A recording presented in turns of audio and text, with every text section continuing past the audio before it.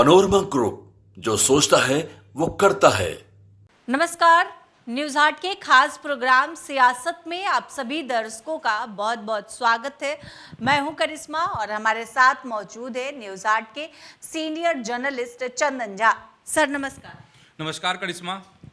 Sir, आज NDA की बैठक हुई और इस बैठक से सर बाहर क्या कुछ निकल कर आया, बैठक में क्या कुछ बातें हुई है।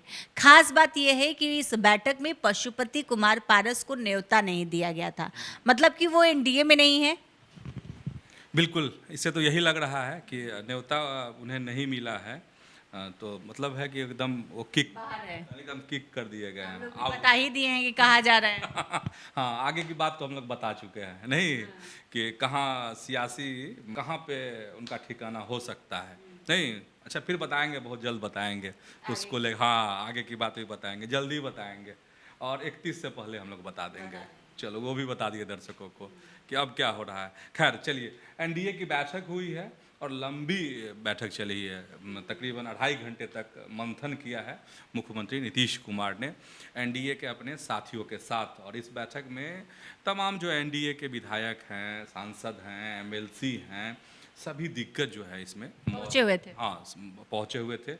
लेकिन कुछ खास तस्वीर करिश्मा देखने को मिली है, पर वह बता देते हैं हम लोग।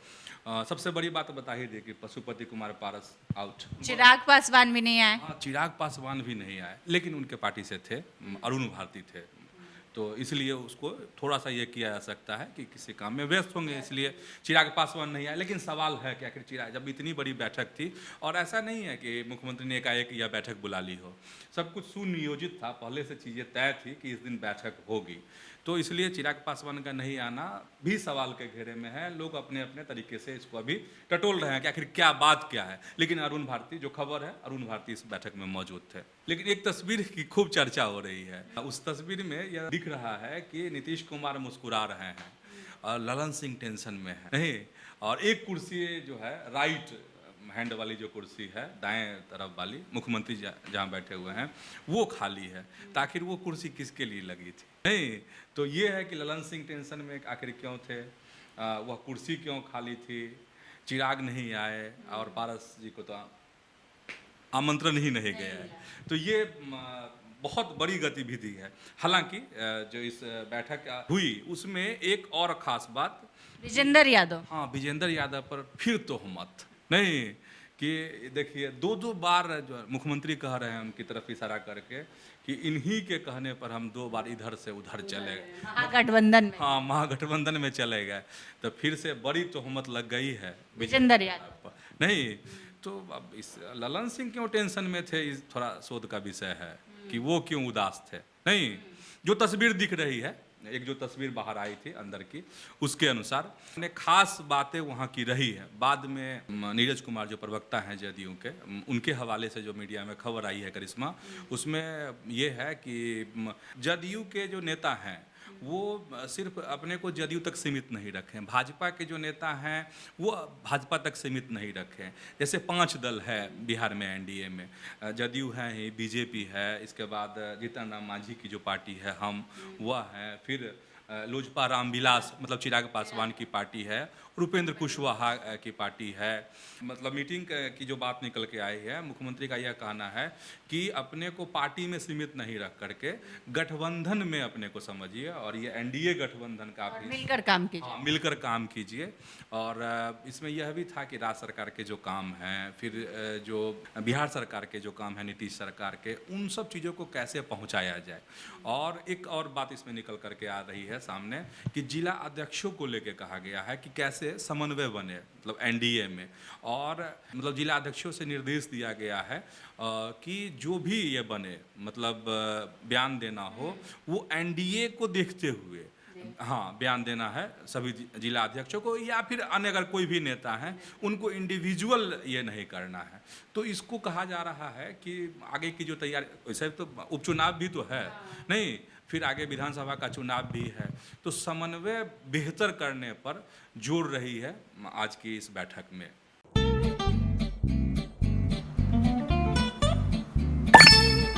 चलो इसको रोकते हैं। रुको रुको, गाड़ी साइड में लो। आरसी और लाइसेंस दिखाओ।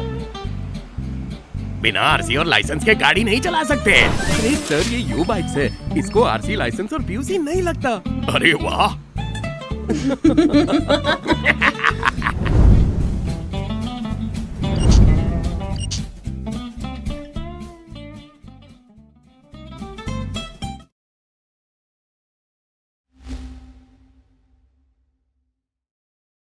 सर, पप्पू यादव को धमकी मिल रहा है और कहा जा रहा है कि लॉरेंस बिश्नोई की तरफ से दिया गया है। सर, क्या मामला है? पप्पू यादव को धमकी क्यों मिल रही है? थोड़ी सी बात समझनी पड़ेगी। मुंबई में, महाराष्ट्र में जो है, बाबा सिद्दीकी की जान ले ली गई, हत्या कर दी गई।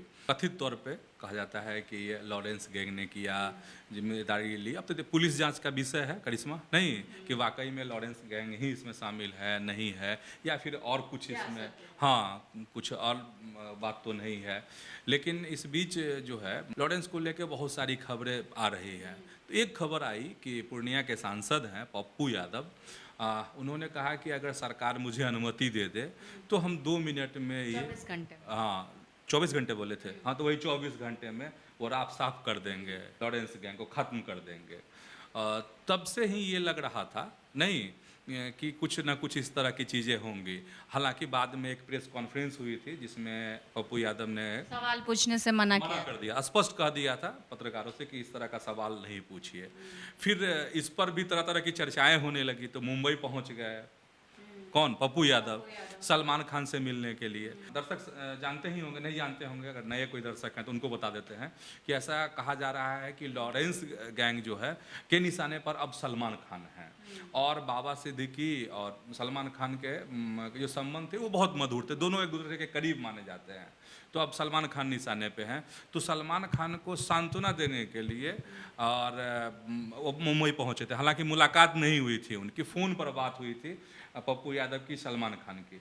तो ये सब सुर्खियों में खबर रही। अब जो सुर्खियों में खबर यह है कि लॉरेंस गैंग के लोगों ने पप्पू यादव को धमकाया है, और कहा जा रहा है कि इसमें बहुत उलूल जुलूल बातें कही गई है। खैर, उन सब चीज़ों पे हम लोग नहीं जाते हैं, जो खबर है वह बताते हैं। जिसने धमकी दी है उसमें 2 लोगों के नाम आ रहे हैं। एक अमन साहू का नाम आ रहा है जो झारखंड की जेल में बंद है, एक मयंक सिंह का नाम आ रहा है जो कि अभी देश से बाहर है, मलेशिया में कहा जा रहा है कि मलेशिया में है, और उसने वहीं से पप्पू यादव को धमकाया है कि अगर कुछ ये करोगे तुरंत निपटा देंगे, जो होता है धमकी वाले जो शब्द होते हैं, जो चीज़ें होती हैं।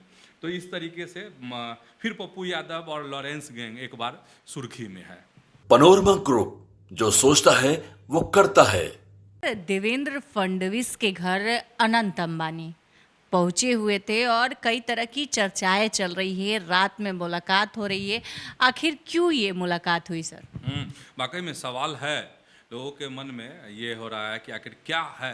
चूँकि महाराष्ट्र में विधानसभा का चुनाव भी होना है, इसलिए लोग ये दूसरे नज़रिए से देख रहे हैं, मतलब राजनीति के चश्मे से देख रहे हैं कि 3 मुलाकात हुई है। जो खबर आ रही है कि मुकेश अंबानी अपने बेटे के साथ जो है एक पूर्व मुख्यमंत्री के घर पहुंचे थे, उनसे भी लंबी बातचीत हुई है, एक हो गई। फिर दूसरी मुलाकात जो है अभी जो वर्तमान में मुख्यमंत्री हैं एकनाथ शिंदे से मुलाकात हुई है, उसमें भी मुकेश अंबानी अपने बेटे के साथ मिलने पहुंचे थे, ये हो गए।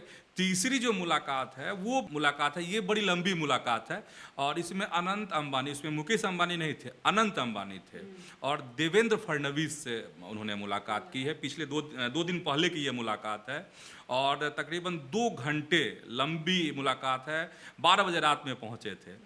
तो अब लोगों के मन में सवाल उठ रहा है कि आखिर है क्या, क्यों जो है कोई पारिवारिक आयोजन होने वाला है, ऐसा दिख नहीं रहा है लोगों को। तो आखिर क्या है कि बार बार मुकेश अंबानी, चूँकि मुकेश अंबानी के बारे में कहने की ज़रूरत तो है नहीं, एक बड़ी शख्सियत हैं, बड़े उद्योगपति हैं देश के, तो उनका बार बार जाना एकनाथ शिंदे के यहाँ, देवेंद्र फडणवीस के यहाँ, ये क्या कह रहा है। तो लोग इसको राजनीति से देख रहे हैं, सियासत से जोड़कर देख रहे हैं। कोई बड़ी प्लानिंग तो मुकेश अंबानी नहीं कर रहे हैं, क्योंकि चुनाव होना है, और कहा जाता है कि जब चुनाव होता है तो जब उद्योगपतियों का मदद भी मांगते हैं, नहीं तो क्या वो मदद करना चाहते हैं या फिर कोई दूसरी बात है, लोग इस चीज़ को जानना चाह रहे हैं। हालांकि आधिकारिक रूप से ना मुकेश अंबानी की तरफ से ना फिर बीजेपी की तरफ से देवेंद्र फडणवीस के किसी भी तरह का बयान नहीं आया है। और चूंकि अगर दिन की मुलाकात होती, दिन में मुलाकात होती तो शायद चर्चा होती, इतनी चर्चा नहीं होती। लेकिन ये रात की मुलाकात है, लगातार 3 बार मुलाकात हो रही है, तो आखिर हो क्या रहा है नहीं। और उसमें मुकेश अंबानी अपने बेटे को लेकर साथ में जा रहे हैं, तो क्या होने वाला है महाराष्ट्र की सियासत में, अभी जवाब नहीं मिला है। जवाब अगर मिलेगा तो हम अपने दर्शकों को बताएंगे, लेकिन कुछ ना कुछ बड़ा हो रहा है महाराष्ट्र की सियासत में, मुंबई की सियासत में। तो तब तक के लिए इतना ही। आगे की खबरों के लिए आप हमारे चैनल न्यूज़ हाट को सब्सक्राइब कर लें। अगर फेसबुक पर देख रहे हैं तो पेज को लाइक करना ना भूलें। हमारी वेबसाइट है newsheart.com, उसे भी ज़रूर विजिट करें। धन्यवाद।